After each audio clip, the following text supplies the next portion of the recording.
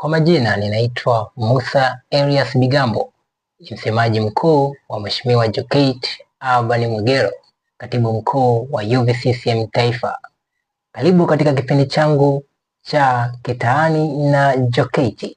Leo ninakuletea mambo mengi na kede kuhusiana na uongozi mzuri wa Mheshimiwa Jokate Alban Mwegelo katika taifa letu. Lakini tutaangalia jitihada zake katika Chama cha Mapinduzi akiwa kama katibu mkuu wa UVCCM Taifa. Lakini tutaangalia rekodi zake nyingi alizozifanya wakati akiwa mkuu wa wilaya 3 katika nchi yetu ya Tanzania. Tutaangalia mambo makubwa mazuri aliyoyafanya Mheshimiwa Jokate Alban Mwegelo, Malkia wa Afrika. Unapozungumzia viongozi ambao wamefanya mambo makubwa sana katika nchi yetu, basi utakosea kama hautotaja jina la Mheshimiwa Jokate Alban Mwegelo. Jina la Jokate Alban Mwegelo ni jina ambalo limefanya mambo makubwa sana katika nchi yetu hii ya Tanzania. Jokate amefanya mambo makubwa mazuri. Jokate ni kiongozi ambaye ana nidhamu ya hali ya juu. Jokate amekuwa akipambana juu ya taifa lake.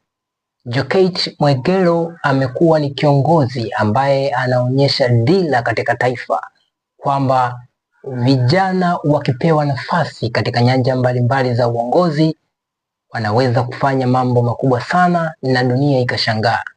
Na hili limedhihirika wazi kwa Mheshimiwa Jokate Alban Mwegelo. Pindi tu alipoanza kuwa kiongozi katika nchi yetu, tunaona mageuzi na mapinduzi makubwa yaliyofanyika katika maendeleo mbalimbali, hususan katika mambo ya kiuchumi, katika fursa. Tunaona vitu vingi sana alivyofanya Mheshimiwa Jokate Mwegelo. Lakini pia Jokate Alban Mwegelo ameongoza wilaya 3 hapa nchini Tanzania akiwa kama mkuu wa wilaya. Ameongoza Kisarawe, ameongoza wilaya ya Temeke, lakini pia ameongoza wilaya ya Korogwe.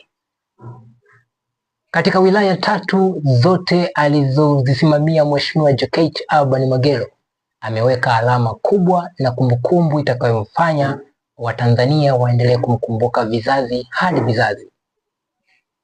Mpaka leo tunapozungumzia jina la Jokate Alban Mwegelo nchini Tanzania, tunazungumzia ni jina ambalo ni kubwa, jina lenye heshima kubwa. Jokate ni kiongozi anayetazamwa